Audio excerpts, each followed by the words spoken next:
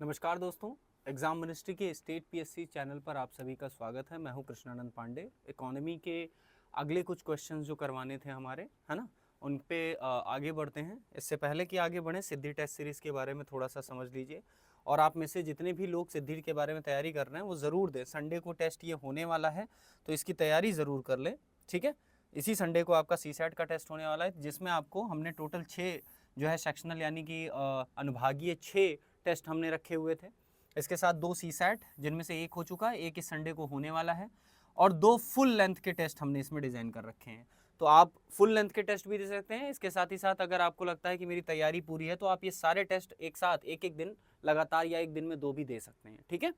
चलिए, इसके लिए आपको सिंपली क्या करना है, हमारे दिए गए नंबर पे कॉल करना है या फिर एग्जाम मिनिस्ट्री की वेबसाइट पर आपको जा करके जो है रजिस्ट्रेशन करना है। और फ्री ऑफ कॉस्ट ये पेपर है, इसमें आपको कोई चार्जेस नहीं है, फ्री आपको पेपर मिलेगा। अपनी इंपॉर्टेंट क्वेश्चन की जो है सीरीज में आगे बढ़ते हैं। आज जो चैप्टर है वो आपका आयोजन, ठीक है, या नियोजन से संबंधित है, प्लानिंग को लेकर के है, ठीक है। तो एक एक क्वेश्चन देख लेते हैं जो इंपॉर्टेंट क्वेश्चंस हैं। फैक्चुअल क्वेश्चंस थोड़े से समझ लो, वरना इस पे तो क्वेश्चंस बहुत सारे बनते हैं, ठीक है।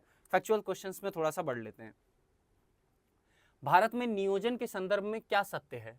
4 कथन दे रखे हैं हमारे सामने, देखते हैं। राष्ट्रीय पुनर्निर्माण और सामाजिक नियोजन का प्रस्ताव कांग्रेस वर्किंग कमेटी ने अगस्त 1937 में वर्धा बैठक, ठीक है, में स्वीकृत किया, ठीक है, स्टेटमेंट। हरिपुरा में अपने अध्यक्षीय भाषण में सुभाष चंद्र बोस ने योजना आयोग के माध्यम से राष्ट्र राज्य व्यापक नीतियों को स्वीकार करेगा की घोषणा की थी, ठीक है। मोदी सरकार ने योजना आयोग का नाम बदल करके नीति आयोग कर दिया, ठीक है। सुभाष चंद्र बोस ने 1938 में जवाहरलाल नेहरू की अध्यक्षता में राष्ट्रीय योजना समिति के निर्माण की घोषणा की थी, ठीक है। तो नेहरू के जो है नेतृत्व में ऐसा हुआ था। तो ये चारों के चारों स्टेटमेंट आपको बताने हैं, इनमें से कौन सा सत्य है।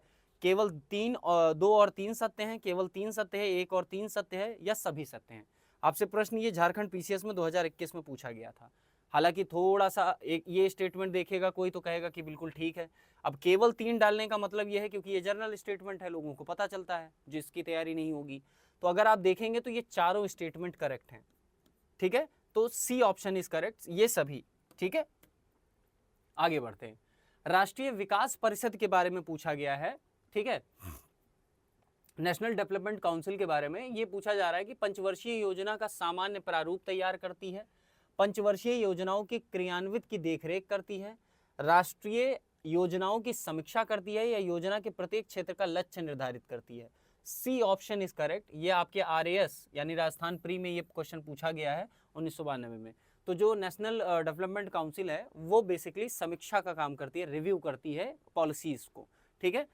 6 अगस्त 1952 को राष्ट्रीय विकास परिषद नेशनल डेवलपमेंट काउंसिल की स्थापना की गई थी। राष्ट्रीय विकास परिषद एक संशोधनात्तर, ठीक है, निकाय है जिसका अध्यक्ष प्रधानमंत्री होता है। राष्ट्रीय विकास परिषद योजनाओं को अंतिम रूप और अनुमोदित करती है, यानी कि उसको अंतिम रूप देती है और अनुमोदित करती है, और राष्ट्रीय विकास को प्रभावित करने वाली सामाजिक और आर्थिक नीतियों की समीक्षा भी करती है। तो इन योजनाओं के द्वारा जिन जिन चीजों को प्रभावित किया जाता है उसकी समीक्षा करने का काम भी एनडीसी का ही है, ठीक है, नेशनल डेवलपमेंट काउंसिल का, ठीक है। तो आवश्यकता अनुसार अपने सुझाव देती है जिससे निर्धारित लक्ष्य को प्राप्त किया जा सके। बात समझ में आ गई। चलिए अगला,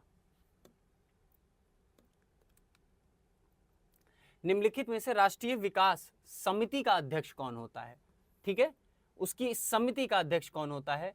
तो भारत के प्रधानमंत्री, भारत सरकार का वित्त मंत्री, भारत का राष्ट्रपति, भारत का उपराष्ट्रपति, उत्तराखंड पीसीएस 2012।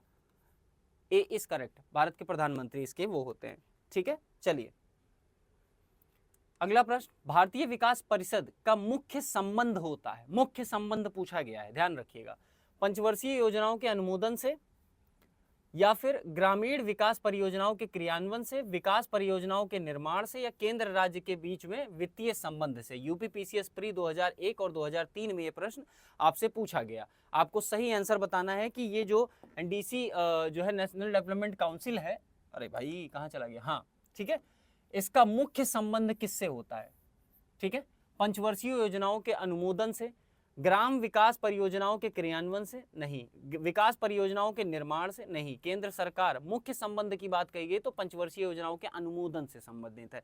पीछे अभी हमने जो एक्सप्लेनेशन पढ़ा था उसमें ये क्लियरली है, ठीक है।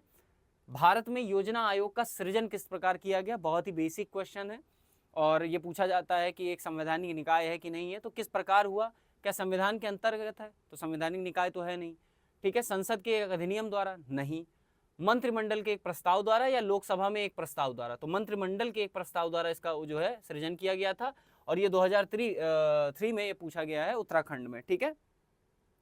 यहां तक क्लियर है सारी चीजें। चलिए, इंडिया विजन 2020 की बात की जा रही है, किसके द्वारा तैयार किया गया, तो एसपी गुप्ता समिति, पंत समिति, मेहलोत्रा समिति, नरसिम्हा समिति। याद रखिएगा, कुछ समितियों के बारे में जरूर पढ़ लीजिएगा, क्योंकि मैं मान करके चल रहा हूं कि अब चूंकि नजदीक आ चुका है पेपर, तो आप समितियों के बारे में अच्छे से समझ रहे होंगे। कुछ इंपॉर्टेंट समितियां होती हैं जो कोर चीजों को वो करती हैं, तो उस पर आपको ध्यान रख करके चलना है आगे, उन चीज़ों पर आपको ध्यान रखना, उन चीज़ों के बारे में पढ़ना और समझना है, ठीक है। जैसे तेंदुलकर समिति हो गई, केलकर समिति हो गई, है ना, गरीबी को लेकर के, बेरोजगारी को लेकर के, शिक्षा को लेकर के, कुछ मोटे मोटे आप मतलब ये मान करके चलिए कि मोटे मोटे कुछ ऐसे क्षेत्रों को ले लीजिए, जैसे शिक्षा हो गया, उद्योग हो गया, और इसके साथ साथ रोजगार हो गया, है ना, उसके साथ साथ गरीबी हो गई। ये 4-5 ऐसे हैं जिनसे रिलेटेड मोटी मोटी जो है वो चीज़ें पढ़ लीजिए। अब जैसे अगर मैं आपसे कहूं कि मौद्रिक क्षेत्र में कुछ कमेटियां पढ़िए, तो मौद्रिक क्षेत्र में आपको कुछ नहीं करना है, बहुत सारी किताबों में आपको मिल जाती है, जैसे आप घटना चक्र हो गई, अदर भी बहुत सारी किताबें आती हैं, कमेटियां एक जगह लिखी होती हैं, मौद्रिक क्षेत्र से संबंधित कमेटियां लिखी हैं, तो उनमें से मेन कमेटीज पढ़ ली, ठीक है। बात समझ में आ गई। आपसे यहाँ पूछा जा रहा है कि जो इंडिया विजन था उसको किसने तैयार किया था, तो इंडिया विजन जो है एसपी गुप्ता समिति के द्वारा बनाया गया था। ये एमपीपीसीएस प्री 2017 में प्रश्न पूछा गया। यहाँ ध्यान से देखिए, योजना आयोग ने जून 2002 में इंडिया विजन 2020 पर एक समिति गठित की थी, जिसके अध्यक्ष योजना आयोग के एक सदस्य थे जिनका नाम था डॉक्टर एसपी गुप्ता, उन्होंने ही इसको डिजाइन किया था। भारत में निम्नलिखित 5 वर्षीय योजनाओं में किसका मुख्य ध्येय जो है संपोषणीय वृद्धि था, ठीक है। सो आपको क्लियरली पूछा गया है कि किस पंचवर्षीय योजना का उद्देश्य संपोषणीय वृद्धि था, ठीक है। अब आपको यहाँ ध्यान देना है 9वीं, 10वीं, 11वीं या 12वीं। अगर आपको पता हो पंचवर्षीय योजनाओं के बारे में एक लिस्ट बना लीजिए, ठीक है, और आपने तैयारी की नहीं है तो ध्यान रखिए सारी पंचवर्षीय योजनाओं की एक लिस्ट बना दीजिए, और उसमें आपको कुछ नहीं करना है, सिंपली एक लिस्ट बनाने के बाद यहाँ सारी पंचवर्षीय योजना, उनका सिर्फ मुख्य उद्देश्य समझ लीजिए और लक्ष्य प्राप्ति, ये ज्यादातर पूछे जाते हैं, ठीक है। या फिर और इनके साथ साथ किसी योजना में कुछ ऐसा घटक घटित हुआ हो, ठीक है, जैसे वार्षिक पंचवर्षीय योजनाओं में कुछ एक वार्षिक योजनाओं के बारे में बात हुई, तो वो वार्षिक योजनाएं आपने पढ़ ली अच्छे से, ठीक है। बात समझ में आ रही है, क्योंकि इस टॉपिक को जब कवर किया जाता है ना, तो ऐसे लगता है कि गड़े मुर्दे उखाड़ना है, पुरानी चीजें हैं, याद नहीं होती हैं, फैक्ट इतने पूछे जाते हैं। ऐसा नहीं है कि कुछ भी पूछते हैं, ऐसा नहीं है कि कुछ भी आपसे पूछ लिया जाएगा। तो इसका करेक्ट आंसर क्या होगा, 12वीं, ठीक है।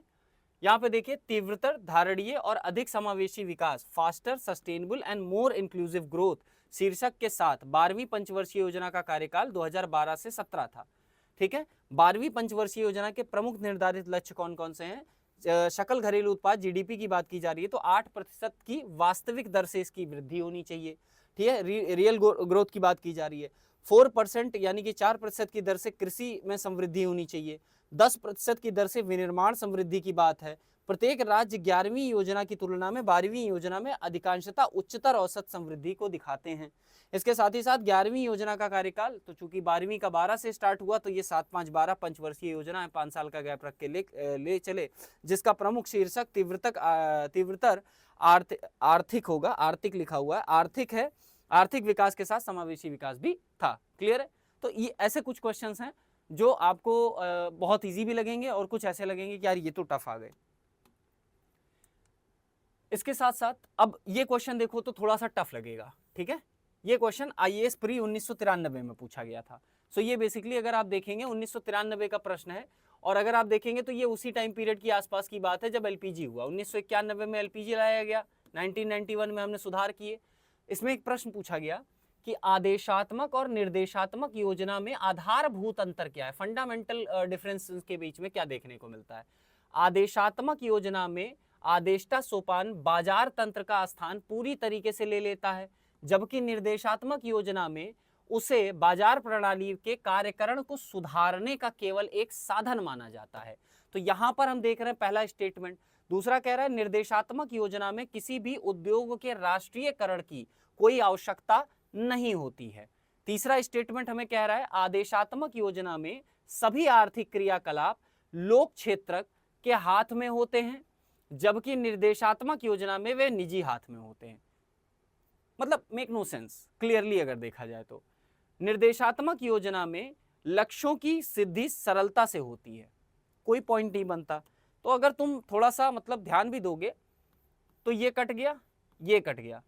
निर्देशात्मक योजना में किसी उद्योग के राष्ट्रीयकरण की कोई आवश्यकता नहीं होती, कट गया पहला। क्यों? क्योंकि आदेशात्मक योजना की जो बात है उसमें आप देखेंगे कि राइट और एक तरीके से अथॉरिटी है कि चीजों को करना है। दूसरा वाला जो आप कहे, अगर आप बात करें कि जो है इसमें निर्देशात्मक योजनाओं की बात करें तो इसमें क्या होता है, इसमें बेसिकली मैनेजमेंटल काम चीजें यानी मैनेज करने का काम है आपको। इनमें बेसिकली आपको उद्योग धंधे इन सारी चीजों को मैनेजमेंट देखना होता है और बेसिकली सहायक के तौर पर। इसमें आदेशात्मक में पूरा एक तरीके से आप इंटायर जो एक तरीके से आप कह सकते हैं जो मैकेनिज्म है उसको आप अडॉप्ट कर लेते हो, आप उसको चेंज कर देते हो, प्रीवियस सारी चीजों से चेंज करके होता है। ठीक है, अगर आप इसको ऐसे समझें सरल भाषा में तो व्याख्या में देखिए आदेशात्मक